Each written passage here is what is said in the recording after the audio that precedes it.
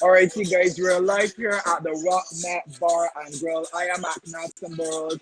Let's talk entrepreneurship. Talking all about customer service this evening. How are you guys doing? Good. I think I heard all of you. So let's get into it. We're going to hear so many different views and topics. Scale from 1 to 10. You know, I would have been on the street getting some feedback on how we feel about customer service in Barbados. So let's get all into that today here at Rocknet Bar and with our panelists. Let's talk entrepreneurship. Trust loans, we build engaging businesses. Trust loans, we build engaging. This government believe in you. You own your own business. Count of people hear this. $5,000 in security free loans. Put your name on their list. Trust loans, we build engaging businesses. Trust loans, we build engaging. Trust loans.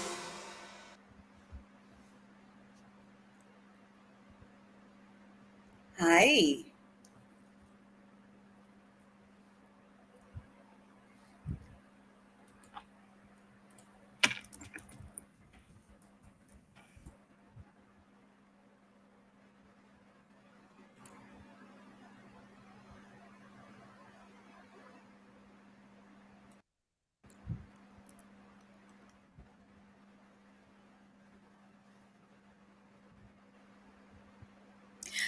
I'm not able to hear Tony, but I'm hoping that everyone You at can home hear can me hear me. now. You can Oh, hear great. me. Yes, yes, yes. Yes, I can hear you now. We are Great. not at that after party, but how are you doing? I am well. How are you? I'm doing well. I'm doing well. Good. Looking Beautiful. forward to talking entrepreneurship tonight with you for sure and with the panelists. Absolutely. It's a pleasure to be here. There's so much to talk about. It's a very heated topic and one that can tend to be controversial. So I'm sure that we will hear varying views this evening. For sure, for sure, for sure. And I know we have to speak on service and service industry and everything. So that also should be very exciting as well. Absolutely, absolutely. Service industries. I mean, we all know that we depend on tourism, and we should not only focus on the tourism industry, but to our all other industries in Barbados as well. So we have to get it right. So we're going to be talking about top tier customer service this evening. And we have our panelists. We have Mr. Shawn Callender. We also have Mark Anthony. And we have Dale Trotman from MedRegis. Stephanie, I'm going to let you read Mark Anthony's bio. Everybody knows Mark Anthony in Barbados. He is pretty much famous, right? So Mark Anthony is a well-known customer service advocate with more than 10 years experience in one of the island's leading retail businesses prior to being a regional training officer for the group. His many years of service in the communications department earned him the title of the Voice of Cape Shepherd. There he was awarded by Career Dynamics International for outstanding customer service and superior work ethics. A trained broadcaster, he has worked as a freelance announcer at Barbados Radiodiffusion Services Limited, now Starcom Network Inc. He is now a radio freelancer for the Caribbean Broadcasting Corporation on weekends, where you will find him on Q100.7 from 5 until 10 a.m., sharing morning inspiration with his listeners. Mark Anthony is also a motivational speaker, a certified do-free trainer, and creative director of Marcap Events and Design. In 2006, he was named Member of the Year of the Barbados Association of Office Professionals. He has since worked extensively with schools and young people, sharing the fundamentals of service excellence, deportment, business etiquette, and has contributed similar articles to the local print media. This evening, we are honored to have Mark Anthony here to join us. What loss? I know, right? That was That's a mouthful. I have another Wallace here. This is Mr. Shawn Callender, and he is a learning and development consultant. He is the BTFL's very own customer service instructor, a learning and development consultant with over 15 years of training experience. He's a certified performance consultant and certified knowledge manager and holds a Bachelor of Science degree in sociology from the University of the West Indies Cave Hill campus. Mr. Callender has completed advanced training in the areas of productivity and process improvement, leadership development, coaching, supervisory management, customer service, and evaluation of training. He's also certified in CVQ Management Level 3 and CVQ Assessment Level 4. He's a part-time lecturer at the Center for Lifelong Learning, University of the West Indies, in the discipline of management, and is a member of the Association for Talent Development, the Society for Human Resource Development, and the Human Resources Management Association of Barbados. Woo! Welcome, Mr. Shawn Callender. How are you? Hi, good evening. I'm fine. How are you doing? Doing well, doing well. So we have we have two extremely well-versed, well-trained, and experienced professionals here to join us this evening. So the discussion should be very informative indeed. Yep, it should be. I want to ask everyone what they think about service and what is the most important attribute about service. I will let our guests go first.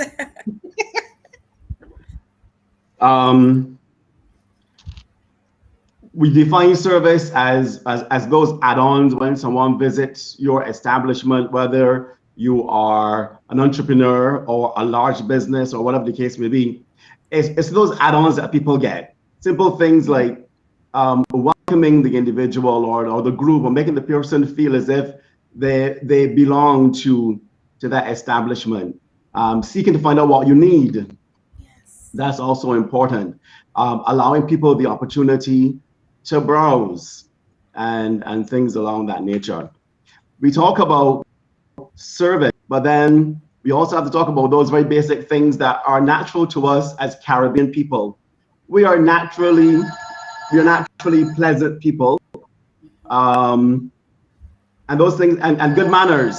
And so we don't expect to be teaching people, even though it may seem necessary, to be teaching people good manners at a stage or the stage that we are at, whether it's, as Stephanie made note of, the tourism industry. But the fact remains that 98 to 99% of what we do as an island depends on, that's what we do. And therefore, we need to invest more in delivering the best service possible. So it's bar none. So you don't have to be in a hotel. You don't have someone on the telephone. It's everywhere. And that's what's important. Well, I think adding to what Mark has said, what is also important is treating the customer the way you want to be treated as an individual. And I think that's an interesting starting point. If we would treat everybody the way we want to be treated, then service will become a lot easier. It's also not only identifying the need of the individual, but exceeding that need. And a lot of emphasis has to be placed on identifying the need, but exceeding it. And not just giving people what they expect, but going beyond their expectations to delight them. I see it as creating. Well, that's where the difference in what is good customer service, if I may interject. That's the difference between delivering customer service and when you exceed the person's expectation. But that's now, you're not talking about good customer service, because the things that have to be there to just qualify as components. Shawn? I was missing part of it. Sorry, I didn't get the last part clearly. That was, but yeah, there are some interesting facets that need to be there. And one of the things I think that is important is identifying, but also exceeding by anticipating what that need is, and then meeting that need. So putting things in place, being proactive and not reactive. Sometimes we find that people wait, but we as service providers don't need to wait. We need to anticipate what it is that the customer needs, put it in place now. I like to use the, sorry for using the Nike slogan, but just do Just it. do it. Do it. Just do it. We kind of have an idea of what service is all about, and we kind of talk a lot about service. But I think it's time that we in Barbados start doing it, start putting it in place, and Agreed. start making it happen for our customers. Tony, you want to jump in or should I? Agreed.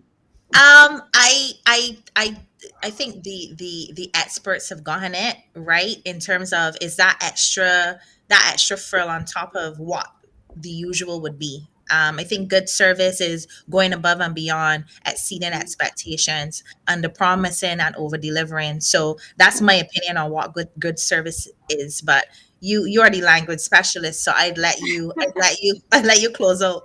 No, you're absolutely right. A good service boils down to making a person feel valued for their time, valued for the money that they're going to spend with you. But I want to backtrack a little bit to what Mark Anthony was saying. He says he didn't think that we should have to teach basic manners or teach a person how to be cordial when they are, giving or issuing customer service.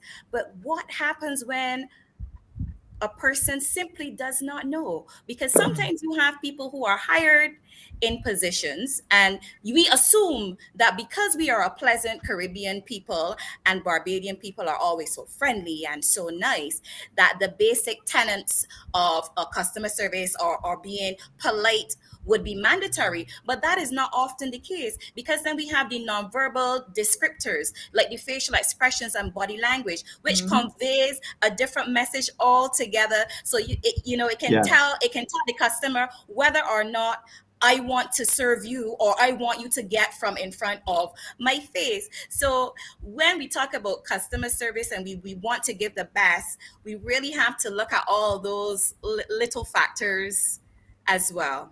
Everybody's not You're Mark correct. Anthony. Mark Anthony.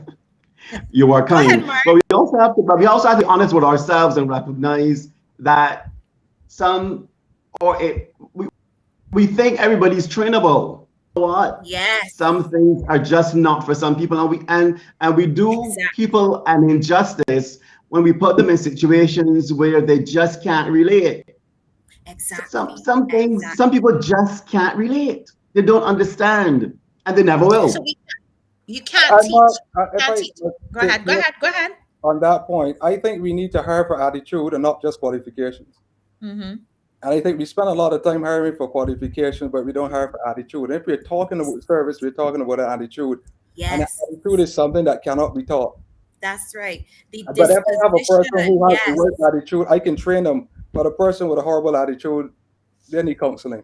And I'm sure that Tony can speak You're to correct. this because Tony is well traveled. You have traveled all over the world and you would have been able to experience, different cultures and customs and draw analysis on how customer service is overseas as opposed to how it is in Barbados. Because I mean, all of us, we've traveled. So when we step into a store, a Burlington or a Ross, for those who like to hit up Miami for their You shopping hitting and some stuff. high. You hitting some expensive stores, Stephanie. But I mean, when you step into the stores, from the time you step in, you are, good afternoon, can I help you? Is there Yeah. anything that I can Yeah. assist you with? And there's that warmth. You feel that warmth emanating from the customer service agent, and you want to go in and you want to look around and you want to spend because you feel important. So Yeah. it goes back to what Mark Anthony was saying about, and actually Shawn, treating people how you would want to be treated, and valuing your customers. Go ahead, Tony. Yeah, I am actually filming from the UK, right? And last week I went overseas and we went to this hotel, and people like to go to it because they say, oh, when you come in, the people pour the coke for you, they do all these things. And I said to myself, well, if we were in the Caribbean, people might see this as servitude. And I think there's a real juxtaposition between what service is and what servitude is. Aha. I know that we are really well known and tourism is our business, but there are other places like India, the Maldives, like Indonesia, where their service goes above and beyond to the point that I wonder if in the Caribbean we might see it as servitude, and you don't want to denigrate people, but where do you find that balance between really really good service and people feeling, damn, I went for court but I came out, I came out feeling, if I went to a spa, these people really catered to me, versus this modern day slavery, this people really denigrating people. So is a tight line, and I think it's something that we definitely need to look at. Shawn may want to shed some light on this, but I think that those of us who are in the front line of the service industry, it's also important that we have a sense of confidence and recognize that we are people too. And when we give, we're not giving to make ourselves less of a person. We're giving because we are happy to share, and that's what's important. And in the Caribbean, perhaps because of our history, some of our people are still struggling with that sense of massa type of concept. But when we recognize that we have grown and we're individuals, and this is how I make my living, so that's what we do. We serve, but we don't serve because we don't serve because the person is better or I am less than. I serve because this is what I do for a living, and I am happy to be able to share and to be able to embrace people. And I don't mean physically, because we got COVID, but I mean embrace that when they come to your business, they literally feel welcome. You want them there, and that you recognize that they too have worked, spent their money, and they have a sense of value for the money they have earned. And whether it's they're working for a wage of minimum wage 7 something, or they are working for $100 an hour, that person has worked for that money. For each individual has value. So whether it's 7 something an hour or $100 an hour, it has value. Yeah. And you need to treat the 7 something an hour just like you treat the person who worked for $100 an hour, though, because recognize that they have value. And we need to treat people with value. Yeah, and Mark, what you said is so true, because and I go back, it's all about attitude. And the reality is that if you, like what you're talking about, I call it profiling. How can we decide who has $100 in their pocket and who has $5 in their pocket? Amen. So we profile people, and I think we're great at it in this island, quite frankly. I mean, I like to put it this way in the sessions I say this: the FBI pay a lot of money to teach people how to profile. Barbadians do it naturally. We can see a person walking into an institution, we can decide whether he has money and whether he doesn't. Yeah. And then we decide what type of treatment you will get by how you look. Yep. So if you look like you would spend $5, you get $5 treatment. And if you look like you would spend $1,000, you get $1,000 treatment. And that's why it says attitude. And sometimes the people with that look like they got $1,000, got dollar. Exactly. And if you know how to treat the man with $1,000 in his pocket, then you don't have a problem with service. You have a problem with attitude. Because if it was training that you needed, then you would treat everybody the same way. But if I differentiate to suit how you profile people, tells me that it's not a training issue, it's an attitude issue. And I just wanted to change. I agree with you. I just want to jump in there and go back to Tony's comparison of giving good service as opposed to feeling as though you are engaging in servitude. And Mark Anthony briefly touched on it when he said, maybe because of our historical past, we descendants of slaves, colonized by the British, we tend to have a certain mindset. And in training and development, both you, Shawn, and Mark Anthony would know that to change a person's mindset is one of the most difficult things to do. But if you can bring about positive change in a person's mindset, then that positive change can be viewed in the behavior and the way that they engage other people. And I often think that people who give bad customer service sometimes feel badly about the positions that they hold because of public perception. So Tony is saying, she went to this hotel, and from the time she entered, they were pouring these drinks, and everybody was smiling, and everybody felt good about the post or position that they held. There were no negative connotations attached to being a butler, a waiter, a bartender, things like that, a customer service agent. I'm going to be the one to say that Barbados tends to be a very classist society. So We are. yes, we're a classist society. So persons who hold certain positions or who are perceived to have certain positions, when they walk into a store wearing a suit or carrying that briefcase, or you glance at Tony's glasses and you realize she's wearing a pair of Gucci's or Prada or something like No, that. sweetie, these cost $10.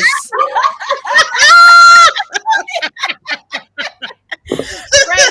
They're going to automatically change their behavior and their attitude to treat that person as though they are of higher value or of Yeah. importance, whereas they should approach it as, I am important because I am the person who is going to provide you with immaculate service. So that's why I said the change in mindset, the shift in mindset has to start with self, and that goes back to Shawn's point as well. I know we have to grade customer service in Barbados, but just a quick question before we answer that, right?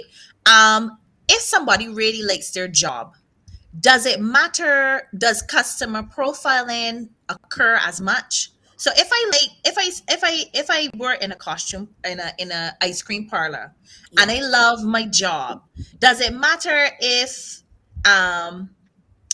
if the prime minister comes in versus if Gearbox comes in? Would I serve them? Would I serve them the same if I like my job? Is a question. Is honestly honest if question. you love your job, you take pride. Like, I love to teach, I love children, so when I go into a classroom or when I am around children, I come to life. It doesn't matter Who the age, children are, who the children are. or who So the parents if are. you love your job, you give of your best at all times. So Yeah. Putin could go into the ice cream parlor. I go for it. He I would go get for it. he, he would get good service. The Not prime now. minister, well, yes, not no, probably not no, but the prime minister of Barbados can go into the ice cream parlor and she will get excellent service, because Yeah. we know that Mark Anthony is known for giving excellent customer service. So it doesn't matter who goes into that store. Everyone who leaves there after being served by him will have the same experience, feeling wonderful. They want to go again. They're going to recommend him. They're going to tell everybody about the ice cream parlor. So it goes back to if you love what you do, you're going to do it to the best of your ability. And maybe that's the challenge, Tony, that a lot of people are in jobs where they're unhappy, or they don't feel fulfilled, and they have the same, I just doing this here so till something better come along. But if you're going to do it until something better comes along, do it to the best of your To the ability, best of your ability. because Amen. something better may not come along, and you may end up taking over that particular business. So Exactly.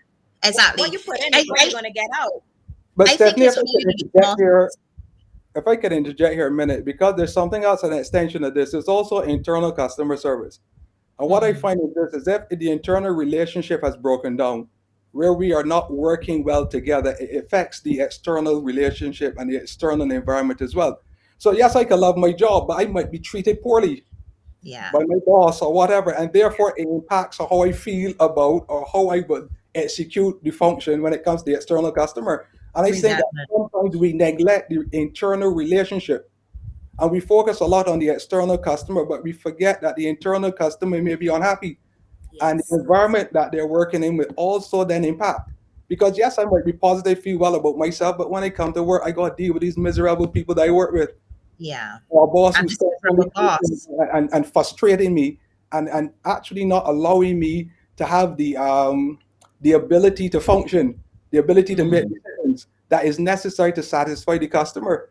So my decisions now are micromanaged. So my decisions now have to go through the boss before a decision can be made. The external customer is frustrated. I am constantly frustrated. Sometimes that also impacts on delivery to the external customer as well. So Okay. it also boils down to how the business is managed. And I would want to toss to Mark Anthony to ask him, as a manager, as someone who has to deal with your internal customers, your employees, and so forth, what incentives and what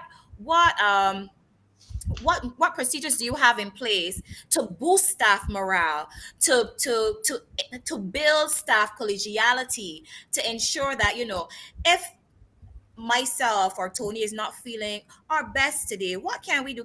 Is there someone we can go talk to? Can we go and get advice? Do we pair a weak employee with a strong employee so that they can learn from each other best practices? These are things that can be done.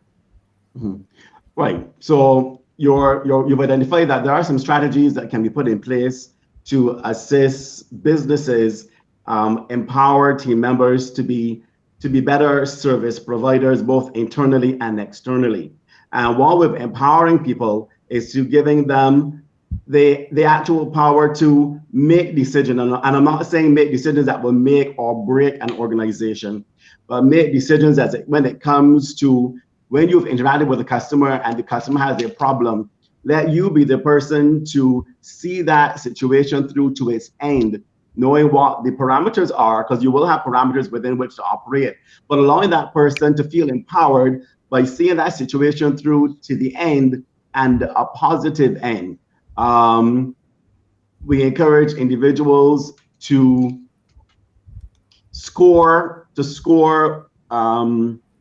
when they recognize that customer and team members interaction is going really well. Give them support and be able to score them and let them know and give them feedback. Let them know how they've done, and maybe there was something that they could have done differently. Maybe they went all the way right, and these are ways that we can help to build morale.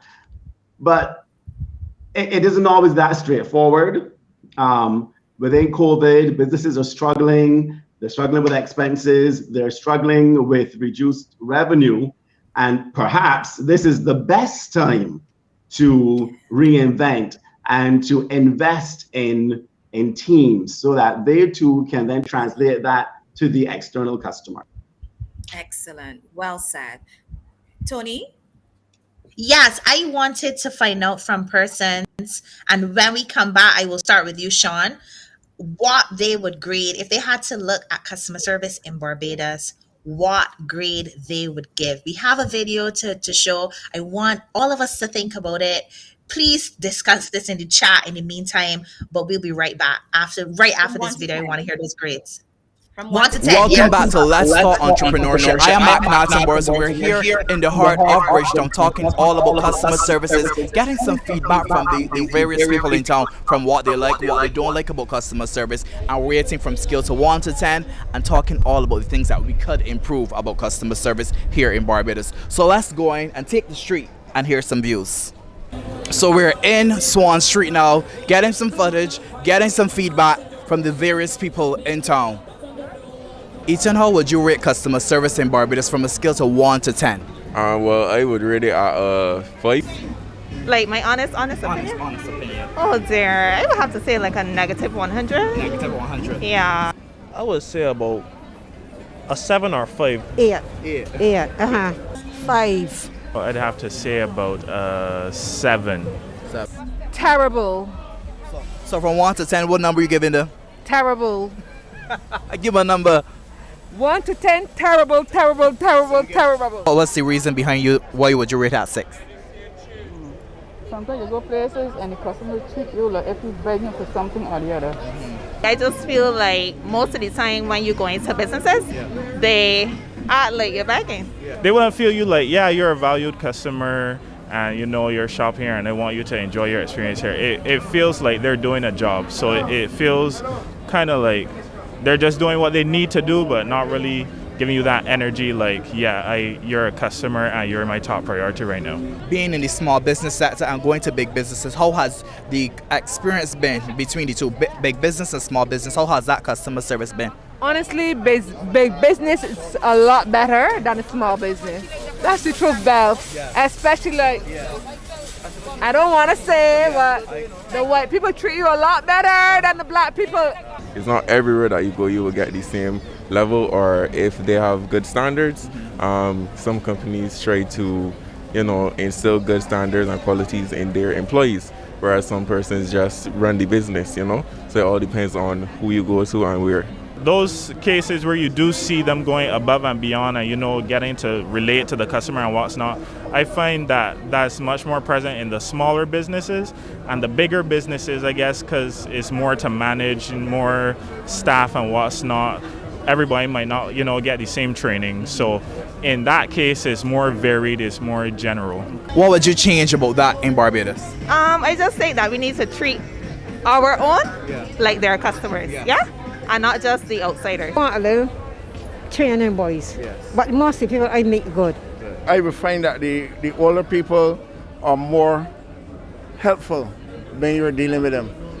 But the younger people need training. They need to get better training and understand business. I would say that if a simple business like a supermarket fixes their employees and the way their employees interact with other people, that would definitely fix the problem.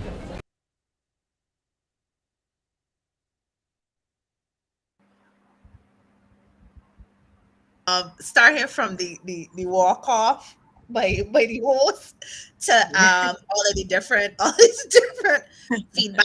Terrible. So I am going to start with Shawn, come back to Mark Anthony, Stephanie, and then I would be we call this, that's it. Shawn. 4. Out of 10. Shawn said 4? Shawn said 4? 4 to 10. 4 out of 10. 4. 4 out of 10. 4 out of 10. 4 out of 10. Wow. Wow. Okay. 7. White. Okay. We can't paint everybody with the same brush, and service will vary from place to place. One of the individuals who would have been interviewed spoke about that it's perhaps better at a bigger business than a smaller business. But you know what? The interaction at a small business is often a lot more intimate and is easier to judge. And we're perhaps harder on smaller businesses because you're having that direct contact with the individual. So they're forced to pretty much give of their best if they're going to make a buck. A larger business may not suffer as hard because it's a large business and you may interact with a cross section of people, and you may encounter someone who's unpleasant, you might encounter someone who is pleasant. But that pleasant person may very well win you over, even though you may have had a bad encounter. Yes. The end result often is what lingers in the person's mind. And close a sale really well, then as a big business, you will still have a customer. But a small business doesn't have that opportunity. They don't get that second chance. I saw Stephanie hold her head and it felt the same way. No, it's fine. I saw Stephanie hold her head and it felt the same way when the lady talked about white businesses treated bad and black businesses. And I feel like service doesn't have anything to do with race, probably because we have so many of our big businesses are affiliated with persons that may be white. That is the assumption, but I don't like that. Barbados is a majority black place, and we make those sweeping generalizations because they have a lot of black businesses that treat their customers really well. Shawn, why did you give it a 4 though? I find there's a lack of consistency in service. Okay. I find you can go some places, you get Monday morning service, then you go back the Wednesday, get Wednesday evening service. It seems like it's just the mood of the service provider. And I have people telling me now it's not the mood of the service provider that is so important. It's now my mood as the customer. So if I come and I like the service provider, I get great service. So I'm saying I have to delight the service provider and then pay them too? Nah, ain't happening. Is the customer always right? Ain't happening. No. The customer is not always right. I work in the service industry. Sorry, Shawn, go ahead. Yeah, nobody's always anything. You said no. What disqualifies that statement? Nobody's always right. Customers customers cheat. Customers sometimes don't want to pay. And all those things are true. All those things are true.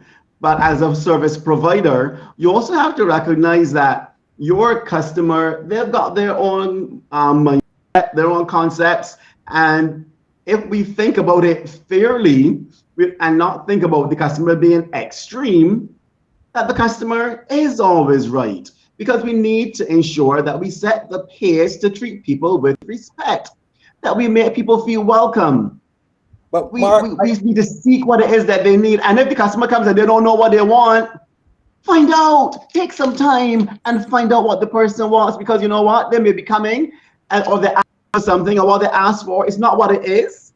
But you don't determine that because they don't know the name of the thing that you need them poorly. Mark is on a roll. You can tell that he's passionate about this. The customer is not, why I say it's not always right. The customer has a right that whatever you promise you will perform. Mm-hmm.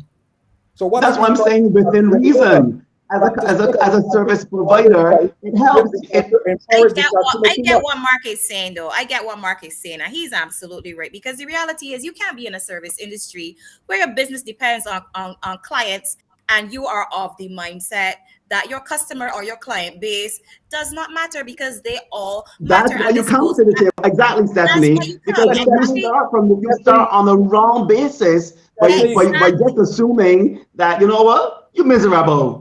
Or you know what, you know what you want. That is why there's some. What I'm saying is, when you say the customer is always right, I'm not saying that. I'm saying the customer has a right that whatever you promise you will perform. Customer has right, but to say that they're always right means the word "always" is the disqualifier here to me. And we understand where you're coming from. We're gonna have to agree. We're gonna have to agree to disagree. As a service provider, I have no problem in saying the customer is always right. Because you know, when the customer has a problem, it's up to you to figure out how to diffuse it and how to make that customer happy at the end of the day. It won't always turn out that way, but if you have a mindset that you're going to work with someone, it helps. You have to be more open-minded, and thinking that the customer is always right helps you to be more open-minded with that customer. Panelists,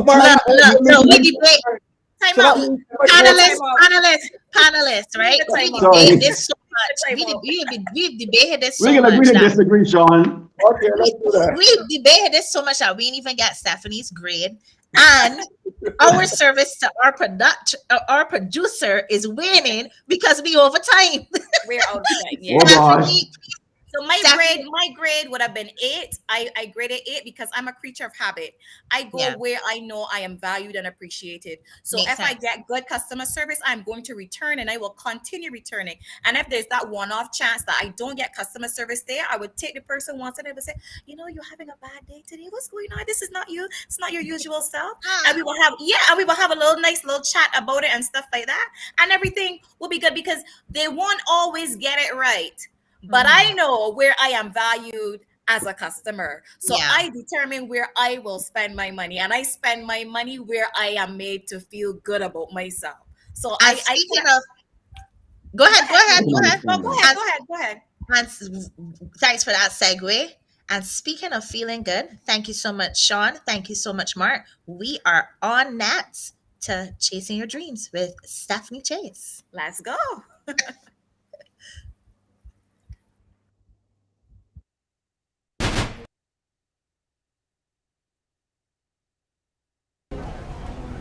So hey everyone, we are here about to feature another Barbados Trust Fund client who has been chasing her dreams. Say hello to Talicia, who's the owner of Bake You Happy and Happy Treats. You're going to tell me a little bit about your business.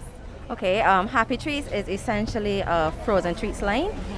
We specialize in fresh fruit popsicles. Oh, fresh fruit popsicles. Fresh fruit popsicles. There are no preservatives, there are no added dyes, a little bit added sugar, and fantastic flavor. So we have, thus far we have 7 flavors. We have 4 non-alcoholic flavors, that is strawberry, sunset. Sunset is strawberry and mango fused together. Then there is tropical fiesta, that is mango, pineapple, and strawberry. That has in peaches as well. And then there is one more, and I cannot remember. That is ridiculous. No, anyway, we will hop to the alcoholic one. We have Love Potion, which is triple berries and wine. We have Caribbean Breeze, which is pina colada, and that has a blue curacao to give you that nice blue Caribbean feel. And then there is Pretty in Pink, and that is Prosecco, strawberry, and vodka. Oh, that sounds like something that I would like. Yes, Pretty ma'am. in Pink. Oh, the other one The other one I forgot is Hello Yellow. Oh, so that Hello is Yellow. that is mango, pineapple, and coconut milk.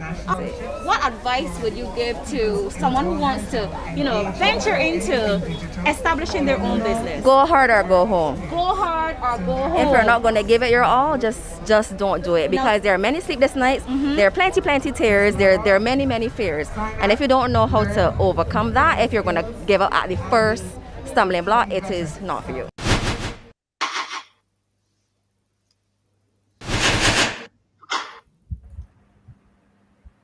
Hungry already, Stephanie. That was really good. The Prosecco one was awesome. I might say so myself. I want the pina colada. I home next week. So send me that number. We have to go over to the watch party. Definitely having more fun, but just as much fun as we are, or a little bit more. Let's see what Anathan is up to.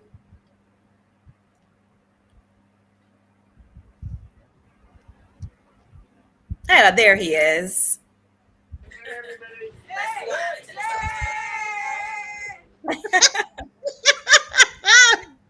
Hey everybody, how are you doing? We're having so much fun here at the Walnut Bar and Grill. Listen, the place is ram-packed.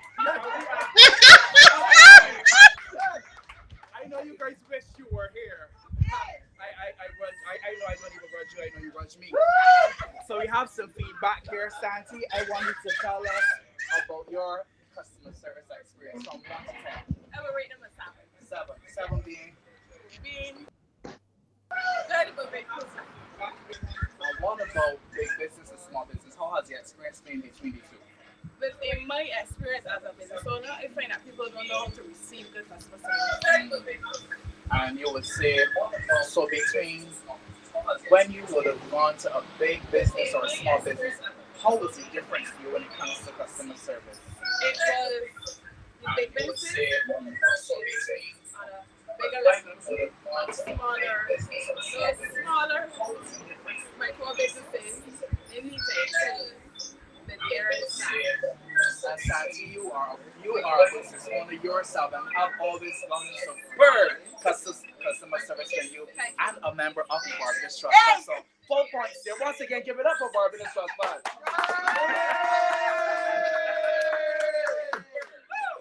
Yes. Alrighty. So would you like to come to customer service from 1 to 10? How would you rate it? Well, I would rate it between 7 and 8. 7 and 8. Yeah. Sometimes depends on certain places. 2 or so. But it varies. Overall, about 7. 7. And how was your experience between big business and small business when it comes to customer service? How would you compare the two? Well, I find small business, I find that that's a customer service or big business, in that most of the small businesses you find that small business owner a more personal touch. When you go to the big established market, it's just a person at work. When they might not have a good day, they might pass it on to you. But overall, Alrighty guys, so once again we are at Rocknet Bar and Grill having a phenomenal time. I wish you guys were here, and if you're watching, come on down and come and see all and talk all about Let's Talk Entrepreneurship and customer service here in Barbados. Thank you, Atherton. Thank you from the Rampact launch watch party. Looks like it's a lot of fun. Up next, we have Dale Trotman, an award-winning entrepreneur. Just let me tell you a little bit about Dale. Dale is the CEO and founder of MedRegis, a Caribbean health technology startup based in Barbados. His journey with MedRegis began after recognizing the need to digitize healthcare in the Caribbean, which is primarily pay-per-based. In order to improve patient care and outcomes, Dale has a deep passion for entrepreneurship that goes beyond his personal journey and encompasses the journey of other entrepreneurs globally. Just a little bit about MediRegis. Now, MediRegis electronic health record enables Caribbean doctors, nurses, and front desk staff who are tired of using inefficient paper-based notes and cumbersome digital applications. Our EHR is built explicitly for doctor offices and clinics seeking to simplify and modernize their work environment. A clinic or doctor's office can be a hectic environment. MediRegis adds simplicity. The aim is to be as user-friendly as possible, a significant limitation for many electronic health records. The team's focal point is the workflow and creating a seamless layout within clinical settings. Their motto is striving for electronic excellence in outpatient care. They aim to deliver on this, and they continuously improve their solutions to support clients' efficiency and delivery to their patients. Hi, Dale. How are you doing? I'm good. How are you? I'm fine, thanks. I remember when you started this business. How long ago? This was like 10 years ago? Well, to be honest, the company only got founded in 2017 in terms of development and pushing for customers and so on. But I was working on the idea from before 2017. Yeah. So prior to 2017, it was just mostly an idea. When they won that competition overseas, it was Mm-hmm. it was basically an idea. So I had to find ways to raise funding, get mentorship to understand what are the true issues in health technology and so on. So a lot of legwork was done prior to 2017. So you may have seen me around prior to 2017, but it wasn't a business per se, as in a legal entity. That started from 2017. And I like that because it's definite perseverance, right? It's Yeah. easy to come up with an idea, but to persevere, you got so many people that come up with ideas, and after it might not work after 6 months, or it might not work after a year or a year and a half. Yeah. We tend to give up, right? When Exactly. did you first, forgive me again, a little old, when did you first come up with the idea? And I because I remember, you having the concept and trying to work through with things, and because I want to hear, one, when you first came up with the idea, and two, No problem. some of the challenges that you've had to overcome, because I also know that finding funding for business, trust fund is relatively new. So how did you go about that? Sorry for the mouthful. How long ago you That's came not a up with problem. it, and challenges? That's not a problem. When I first started off, the idea actually came out of the inaugural Caribbean Innovation Challenge. I always Yes. wanted to be an entrepreneur, but at that point in time, I had different ideas in my head, as we entrepreneurs do, have different ideas in our head, and I was exploring different ideas. But then, what really hit out to me was the word innovation in the name of the competition. So I started to tell myself, all right, we need to look at what sectors really need innovation within them in the Caribbean, which basically is most of them, or basically all. But Oh. healthcare was healthcare, yeah, all actually. But healthcare was the most interesting because when you look at healthcare is very paper-based in the Caribbean. I'm a person that travel a lot, and I've seen healthcare being very digital in US, Europe, some parts of Africa, but to a less extent, Asia, and so on. So I came to the realization at some point, to improve the efficiency, patient care, and continuity of care in the Caribbean, we have to move towards digital platforms. So we may not be able to do every single thing from the get-go, but it is to make that start and find companies and create companies that can create digital excellence in healthcare. Because electronic health records and telemedicine, which is two areas we focus on, are two areas of many areas that you can bring digital excellence into healthcare. And our aim as a company is not just to be a company producing solutions, but also work with other companies for the overall betterment of healthcare in the Caribbean.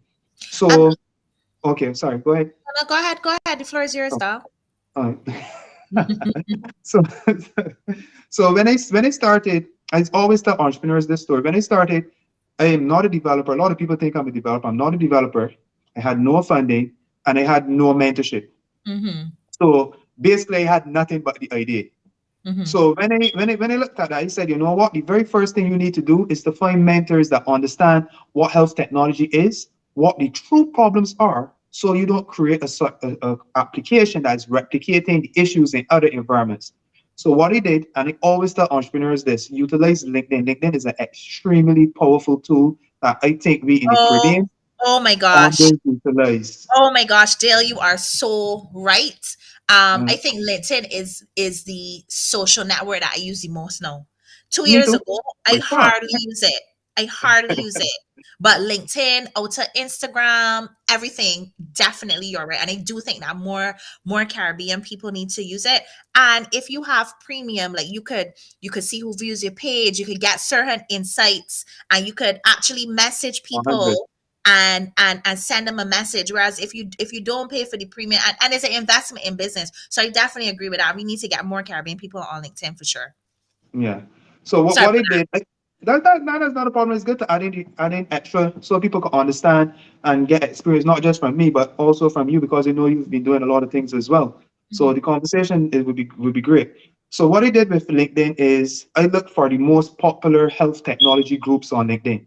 Wow. So I joined these groups. I created conversations in these groups, and my goal was not to go asking people for help, but create conversations that create topics that generate conversations. When you create topics that generate conversations in these groups, people see that you're trained, people see that you want to learn, and there's always going to be people that want to teach. Building That are going to credibility. Exactly, they're going to reach out.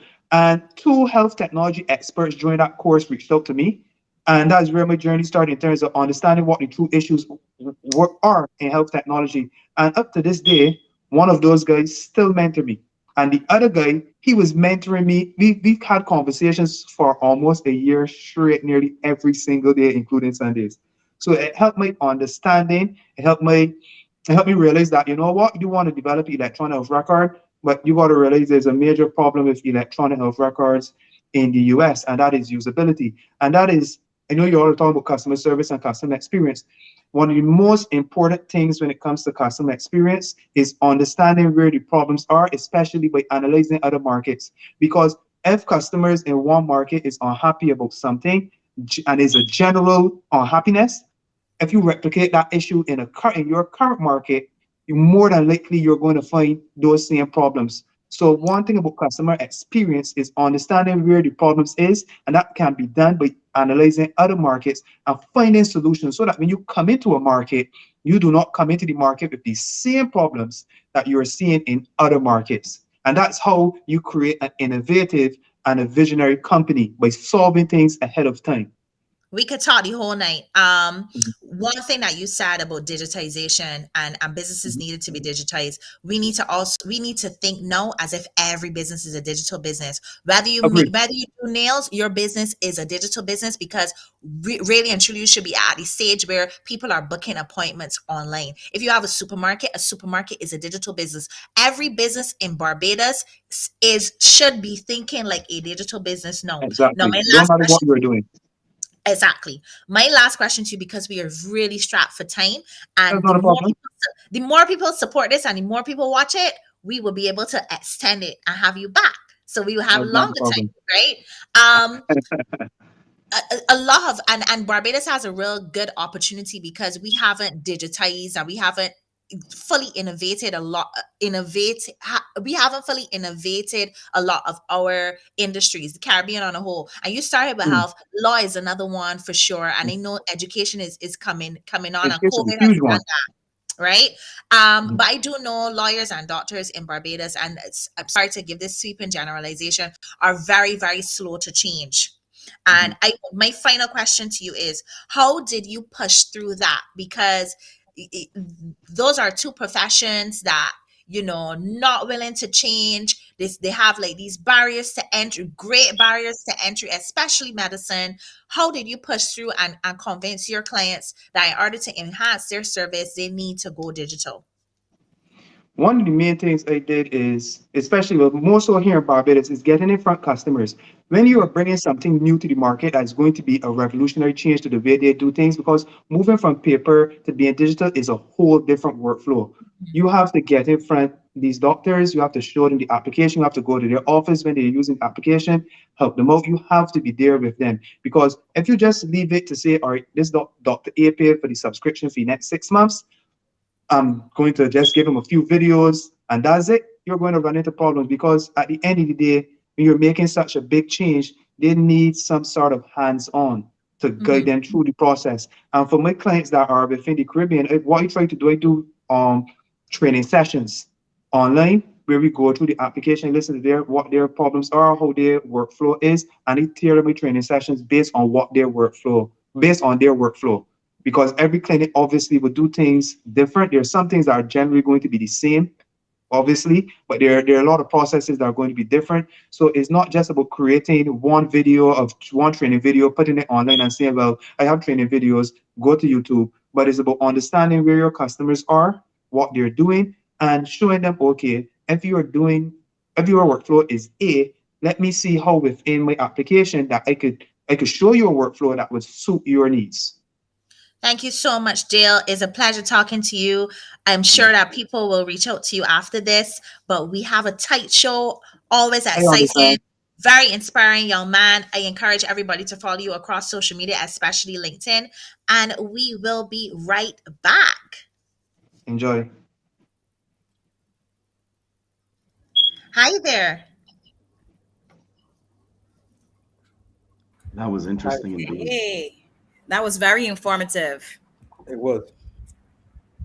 Yes, Stephanie, I know that you love your Titans video. You want to introduce that? Yes, so we're going to go straight into the Building Titans featuring one of our trust fund clients, and Anton is going to take us into that interview. So let's go on over.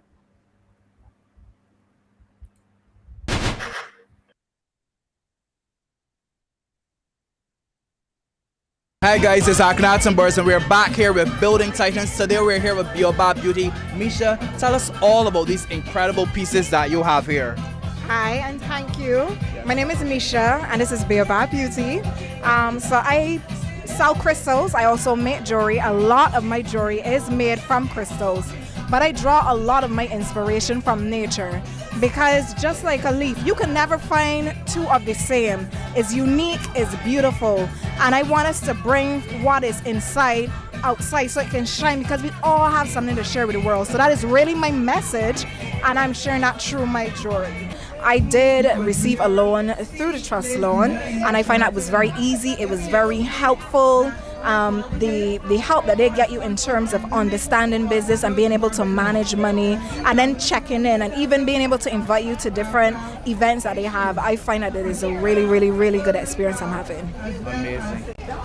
Mish, how would you rate customer service in Barbados from a scale of 1 to 10? On a scale from 1 to 10, overall, I really rate it like a 3 or a 4. 4 being the highest. 4 being the highest. Absolutely. And in your business, in Baobab Beauty, what do you do to make a difference in that customer service relationship? Okay, so firstly I ask myself, what do I want? And I use that as my basis. I know how I want to be treated. And I know how important I am when I go into an establishment, and I try to treat each customer the same. I want people to tell me about their story, because in essence, what we fall in love with or what we buy is a story. Alrighty guys, there you have it. Building Titans with Baobab Beauty. Thank you so much, Misha. Gorgeous, gorgeous, gorgeous jewelry. Gorgeous. We are reaching the end of the show. It's been a pleasure to talk with you. And I am seeing the chat, and the conversation is very, very dynamic. Our final question for the night is, what suggestions would you make to improve customer service across Barbados? I will let Shawn start, then go to Mark, and then go to my esteemed host, Miss Stephanie Chase. One of the things I would encourage persons to do is to keep their customers informed. I find that we need to provide information that's current and that's timely as well to our customer base. The more knowledgeable our customers are, the more informed our customers are, the more delighted they will be to do business with us. So I encourage people to do that and use social media as a means of keeping their customer base informed as well. And also surveys. I think that it's important that we find out what the customer really needs, what the customer likes about our business, and then put it in place. Mark? I agree. There is continuous training, and I think that Barbados is on a trend. There's the National Training Initiative and other programs that people can buy into to help develop individuals. They don't need to go through someone else, but they can use these mediums to further develop their skills, find out where the gaps are, and help to bridge those gaps. Be true to who you are at the end of the day. It's important that you're still yourself and be confident in who you are, because that helps you to be a better customer service representative. Thank you. Lovely. Stephanie? Wait a minute, Stephanie. You are on mute. And I want you to drop those gems. Yes, I'm actually agreeing with Mark and Shawn. Training is essential, and the National Training Institute, Dr. Alison Leacock, is a phenomenal resource person that businesses definitely need to tap into. Understand your customers' needs. Seek and promote customer feedback, which ties into what Shawn was saying about conducting surveys. Set and communicate clear service standards. Every single business should have a set of standards that their employees should follow. Delight your customers by exceeding their expectations, and capture and share examples of great customer service. Whenever you give good service, use social media, to promote that good service, to highlight your employees, to make them feel good about themselves. Get involved in issuing incentives and create easy and effortless customer service. Personalize your customer service, because essentially a customer will return if you value them and if you make them feel important. And now over to you, Tony. That has been wonderful. I really like the debate.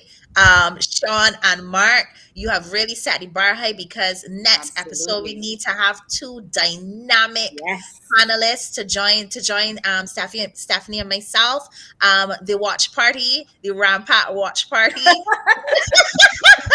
it looks like a lot of fun nonetheless. This has been a real pleasure talking to everybody and seeing how this has developed. This is just the second episode, and we've grown leaps and bounds, and we plan to do a lot better. So this has been Let's Talk Entrepreneurship. We've been talking about customer service, and I just want to wish everybody, Stephanie, you want to wish everybody good night as well? I do, and I just want to remind them that the Barbados Trust Fund Limited is here to create conditions for empowerment and generating generational wealth. So for all you future entrepreneurs and you people who have business acumen, please get in contact with the Barbados Trust Fund Limited so that you can take your business to the next level. I'm glad you said that word generational wealth. Too long, we have kind of put a bad stain on wealth. And wealth is important.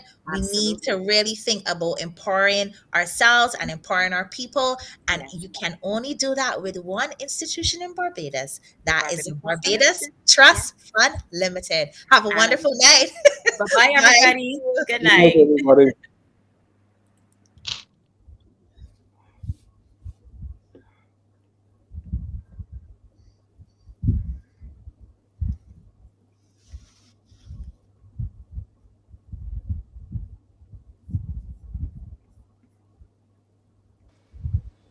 Alrighty, guys, what a phenomenal episode of Let's Talk Entrepreneurship. I cannot wait for the next one. Again, don't buy this place Rama.